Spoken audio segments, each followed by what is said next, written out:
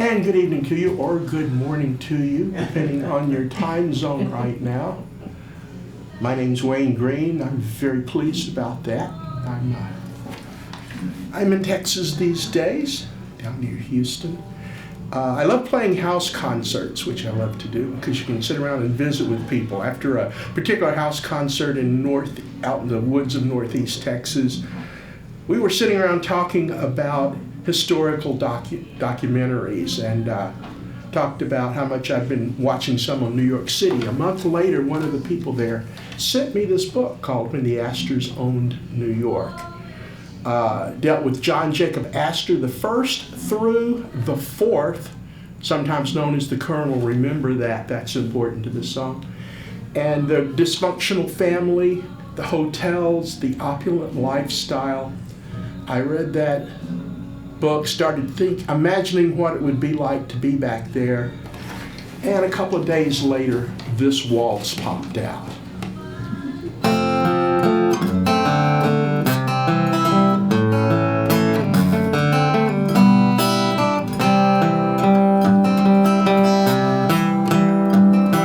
Seems like it was yesterday, as clear as the rotogravure.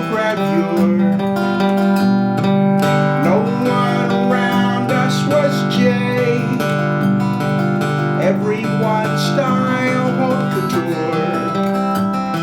The opera was grand at the Met. We dined at Louise Farrellard. I and Suzette lived our own sweet vignette with the Astors and old New York. The parties were grand, don't you know? The orchestra played for the dance. You held the arm of your beau and smiled as we made our advance. Diamonds framed the necklines, jewels gleamed from the host matriarch. We had champagne and wine, the caviar was divine. When the Astors owned old New York, playing croquet out on the mall. Society ruled arts and stage.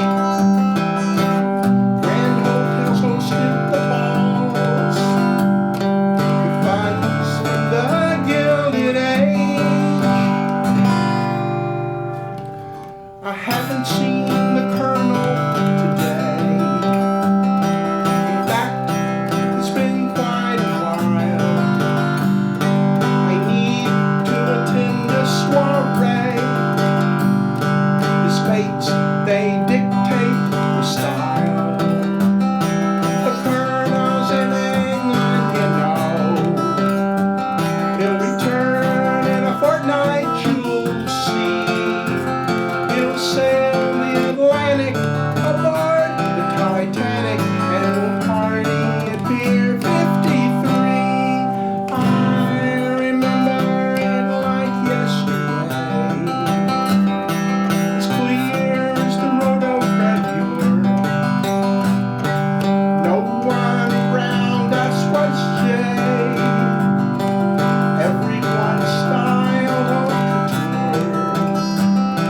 The opera was grand at the Met. Dined at Louise Farrellard. I and Suzette lived our own sweet vignette when the Astors owned old New York. I and Suzette, well, we'll never forget when the Astors owned old New York. All right. Thank you very much. I hope you're all enjoying the seasonal allergies as much as I am. I was in Dallas Wednesday with one set of seasonal allergies, in New Orleans yesterday with the second set. Here I am in Tennessee with a set here to be defined. song is based on a true incident, a conversation with a street drunk I had many years ago in Shreveport, Louisiana. And if you're having a conversation with a street drunk, your part is really very simple.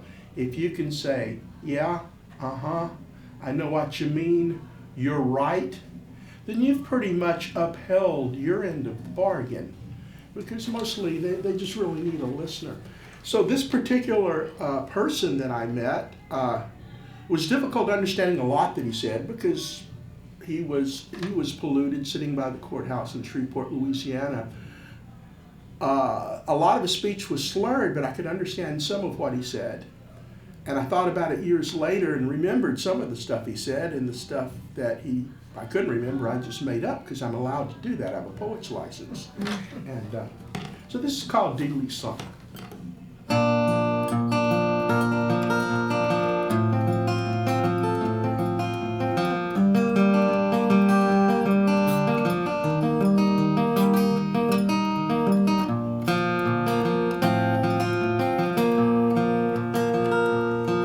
Well, the last time I saw Dealey, it was back in '69. He was standing by the courthouse, singing out his ripple rhymes.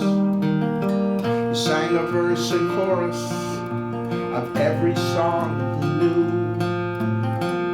Then he'd start to coughing, and he'd throw up on his shoes. The people watched, and then moved on. He said, my name was Dealey Cutter, and I used to be a star. I sang country music, and I played a red guitar. I played every honky-tonk from Houston to West Monroe. If you got 50 cents, boy, I'll tell you all you need to know. And then he laughed, and then he sighed. I used to write the best of songs, but I ain't one to boast. Sweethearts and Roses was the one that folks liked the most. And I knew Jimmy Davis, and I played with Billy Bird. Then he'd start to mumble, you had to strain to hear his words.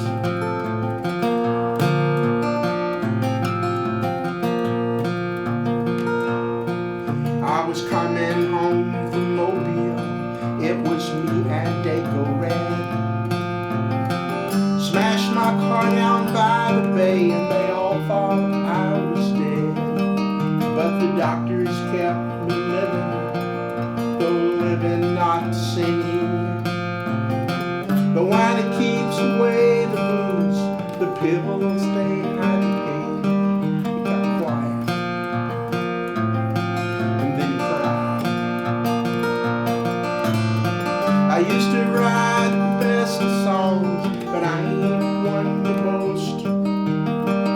Sweethearts and Roses was the one that folks liked the most. And I knew Jimmy Davis, and I played with Billy Bird.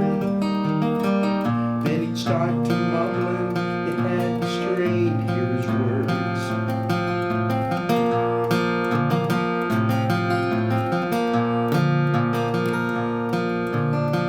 I guess I better go now, I better take myself on home.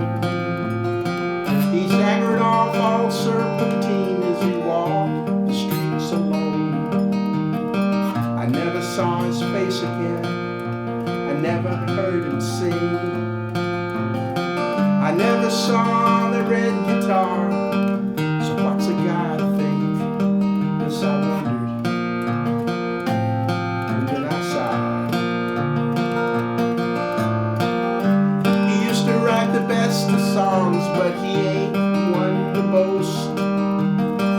Sweethearts and Roses was the song folks liked the most. And he knew Jimmy Davis, and he played with Billy Bird.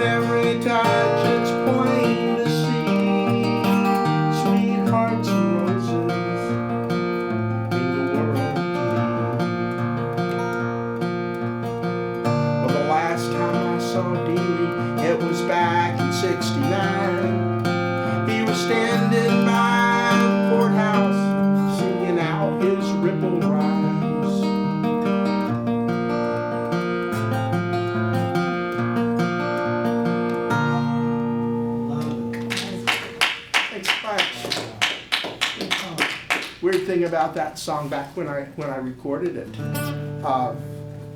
during the recording session, two people mentioned there, Jimmy Davis, former governor of the state of Louisiana, and Billy Byrd, great Nashville session guitar player, played with Ernest Tubb during the golden age. They both died during this period. That was kind of a bummer for a while. But then I thought, well, maybe it's not so bad. If I run across somebody I don't like, I'll just mention them in a song. But I'm not sure that's what songs are for.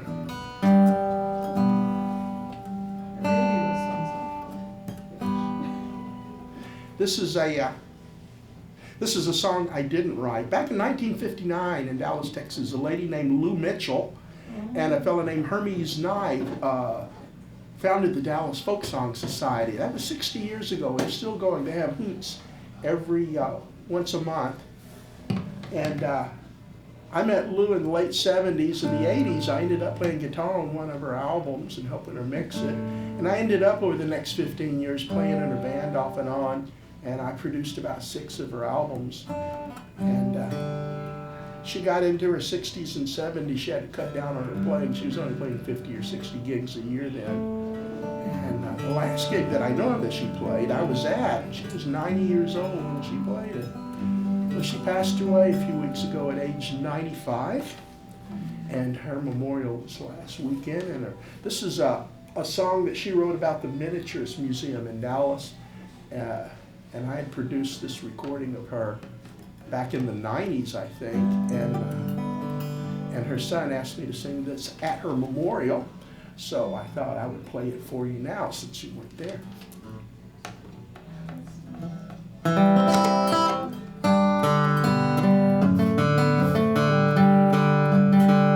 There's a house on Ruth Street. It's a real delight to see.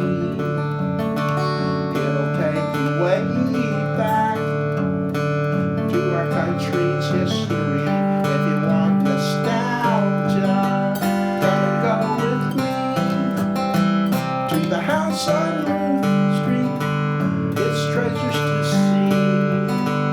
You gotta think tiny, you gotta think small, you gotta think real, real short. You can't think history and culture too. When you think miniature, they'll all love you. There's little bitty houses with little bitty windows and doors and little bitty bedrooms with little bitty rugs on the floor. There's little bitty tables and little bitty chairs.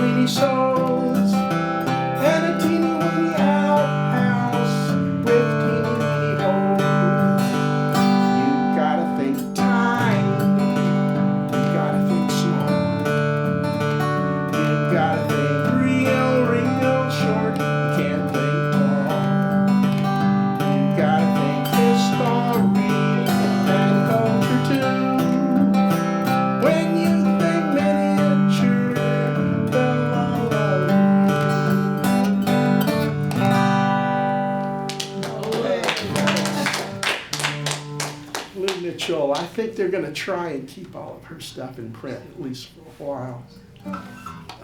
Let's see. I was sitting around talking with my wife and her sister one day, and I was talking about how I was a shy child, very shy. terminally shy child. And they both started laughing.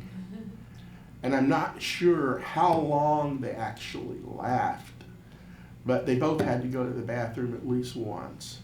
And I decided I needed to write a song about being shy as a shy child. And I discovered I couldn't do it in the present tense, right here and now. It just wouldn't work. So I had to go back. I went back to 1959. I'm setting this song in 1959. 1959, for those of you who may not remember it, 1959 was black and white. Mm-hmm. And we only had, in Shreveport, Louisiana, we only had 3 TV stations. Mm-hmm. And they came on at 6. Yes, they came on at 6 o'clock in the morning after 30 minutes of watching this test pattern with a 60 cycle tone. And then you had programming during the day, and then at midnight you stood up as they played the national anthem with the jet fighters. And it was all in black and white. And it was really neat on Saturday nights because one of the channels would play the scary movie. And it would come on at 10:30 because it had to be through by midnight because TV went off at midnight. And in my household, my parents went to bed like 9:30, 10 o'clock. But on Saturday night, I was up by myself because I was going to watch the scary movie in black and white. And movies are scarier in black and white than they are in color. Particularly if you're a 10-year-old boy sitting up in the living room by yourself and the wind is blowing a tree branch against the screen. And you're not sure what it is, but the invisible man's on the screen and you can't see him. And is he actually outside? Do you know? You don't really know. So that's sort of the background, and as the curtain rises on the play that I'm about to present, it's a dark and stormy night, and there's a sofa, and there's a little boy sitting there who's 10 years old. Now, he might be me, he might not be me. We're not real sure at this point in time. And sitting next to him is a 12-year-old girl who might be real or might not be real. We don't really know. And they're watching the scary movie on the TV. And there's clues in the song about what the movie is, but most people miss it. But the movie they're watching is the original Invasion of the Body Snatchers with Kevin McCarthy, and you'll pick up with that on the clues there. Also, if you're a songwriter, you'll notice in the first verse, I do a very unusual 5-syllable perfect rhyme that I'm very proud of.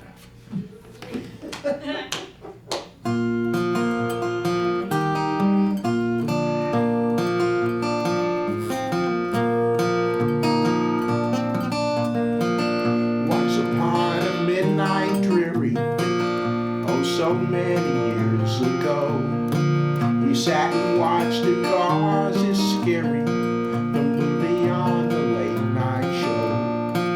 A boy and girl, we were cousins only, a boy and girl feeling ill at ease, trying both to escape the lonely life we lived prepubescently.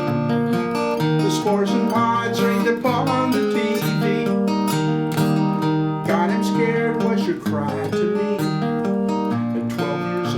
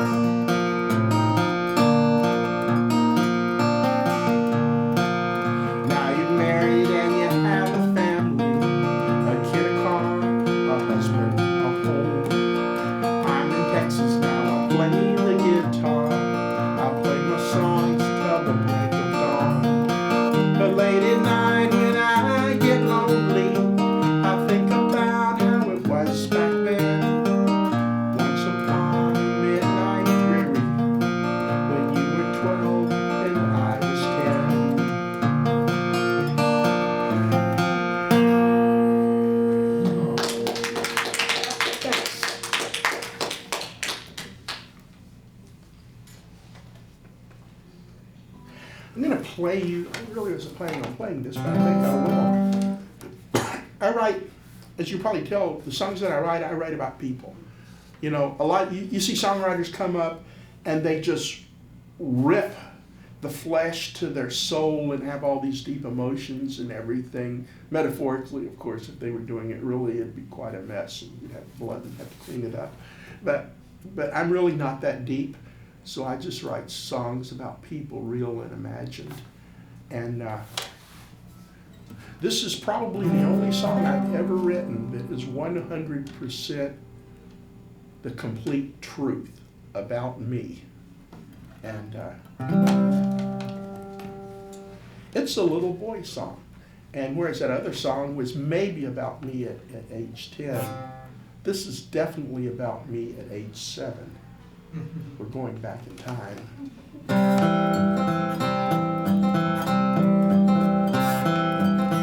Must have been about 7 years old, Christmas morning as the story goes. Santa left his presents there by the door. Mama reached back behind the tree, got a gift that was meant for me, and said Merry Christmas as I sat down on the floor. I ripped the paper on the story the bow. The box had no chance, don't you know? Then I yelled and let on squeal with glee. Took my stuff into my room, changed my clothes and came back real soon, standing straight and tall as I could be.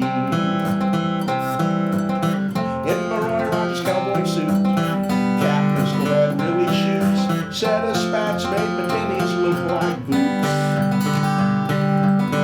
Pair of spurs to go on my feet, a cowboy hat that's really neat. Hope the bad guys all have heard the news. I'm keeping on order in my Roy Rogers cowboy suit. I had a stick horse for a ride, tired old dog hanging by my side. Together we rode the fence round our backyard. But I didn't have no cows to herd, living in the city, that would be absurd. Mom bought snacks while I was out on guard. In my Roy Rogers cowboy suit, cap pistol that really shoots, set of spats made the pennies look like boots. Pair of spurs to go on my feet, a cowboy hat that's really neat. Hope the bad guys all have heard the news. I'm keeping on over in my Roy Rogers cowboy suit. Now I'm growing out on my own, a lot of Christmases have come and gone. Still remember how it used to be. Standing out in the backyard range, the neighbors all thought I was mighty strange, keeping guard on the whole damn family. In my Roy Rogers cowboy suit, cap pistol that really shoots, set of spats make my pennies look like boots. Pair of spurs to go on my feet, a cowboy hat that's real neat. Hope the bad guys all have heard the news. I'm keeping on over in my Roy Rogers cowboy suit. Well, I hope the bad guys all have heard the news. I'm keeping on over in my Roy Rogers cowboy suit.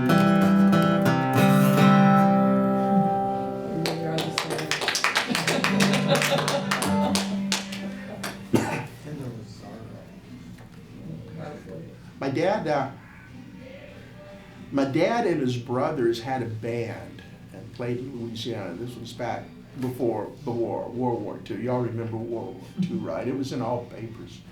And they played a little trio around Louisiana. And we found that out from my mother because she showed us a picture of the band. Because as far as my brother and I are concerned, both of us went on to be professional musicians. We never saw him play. It was right after my brother was born, he stopped playing. And I remember we asked him, why did you stop playing? Just all together, cold turkey. And he didn't have an answer for it. So I wrote this verse and chorus and thought, a song with one verse and one chorus isn't a proper song. You can't get away with that unless you're the Beatles, Love Me Do you want to know a secret? They can get away with it. I can't get away with it. So I sort of set it aside, and I went to a high school reunion, and people kept coming up to me, people who used to be in garage bands, who played in the school band, who didn't play at all anymore, and come up and say, "Do you remember when you used to play guitar?" And I said, "Used to play guitar? I still do it." So I was able to write a second verse. So now I have 2 verses in a chorus. I have a proper song, right? Well, that's what I thought, and then the verse about the high school said, "Hey, I'm not the first verse, I'm the last verse." Oh, so I used the other verse as the first verse. It says, "No, I'm not the first verse. You can't use me that." So what am I going to do? I don't know. So I'm in Facebook chat pondering over this a while later with a guy named Bill Nash, some of you may know. And we had a conversation about a mutual friend, and when I got out of chat, I looked at my half of the chat and realized that was the first verse of my song. So this is called Caroline's Song.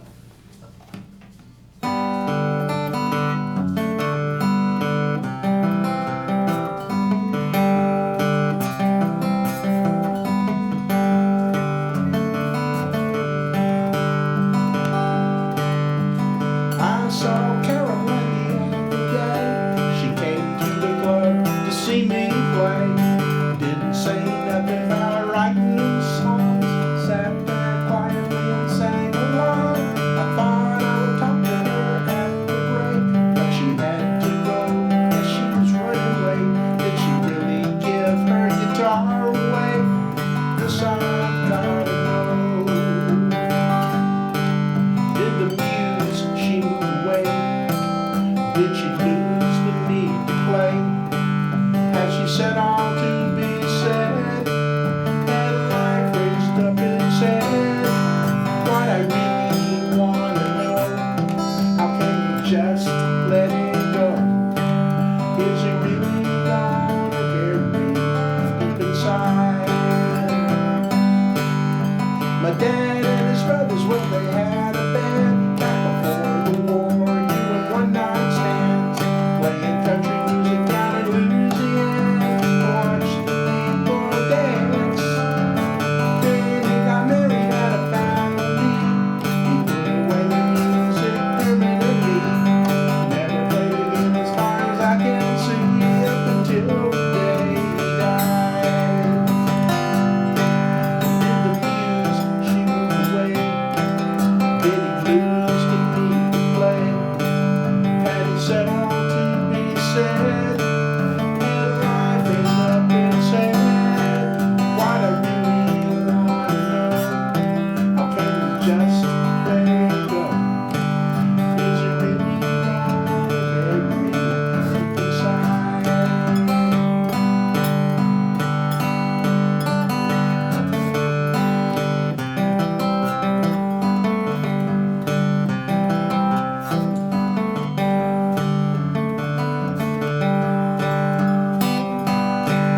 It's our high school reunion. It's been 20 years since we played all the dances to our classmates' cheers. Playing R&B and rock and roll, a little bit of country that had some soul. They packed their diplomas and they packed their gear, and wondered about me playing after all these years. And writing my own songs, well, that's so kind of weird. What kind of life could that be? Well, did the muse she moved away? Did they lose the need to play? Had they said all to be said? Had life raised up its head? What I really wanna know, how can you just let it go? Is it really gonna carry deep inside?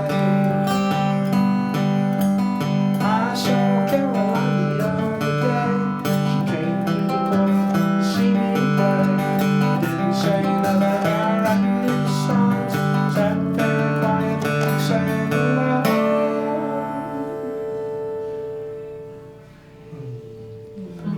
Okay, thanks. I've got time for one quickie, and the song is from the year It was written in 1901, not by me. I hadn't started writing songs yet. This was written by a pair of Tin Pan Alley songwriters named Gene Jeffers and Robert S. Roberts. Do those not sound like fake names to you? They look like fake names to me. But I always felt that the early part of 20th century history, you can read it in history books or you can listen to the songs of Tin Pan Alley, because that's what they did. And it just so happened around the turn of the century, there was a horrible scourge coming across this country, and it was necessary for these people to write about it. And we're all adults here, and we can talk about this terrible scourge called ragtime. People would sit and listen to it. They would snap their fingers. They would tap their feet. I even saw people get up and dance to this music. And so these people decided they needed to write about it, and I'll play you this little quickie tune here.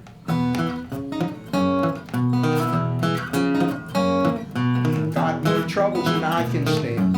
Ever since ragtime spread the land, never seen the like in all the days. Everybody's got the ragtime craze. Stayed just as long as I could. Now I got it and I got it good.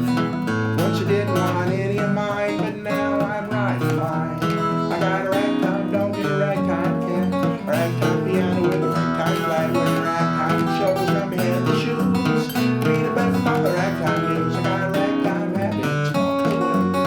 Sleeping ragtime, a rag all day. I got ragtime dogs with a ragtime wife. Certainly live in a ragtime life, right?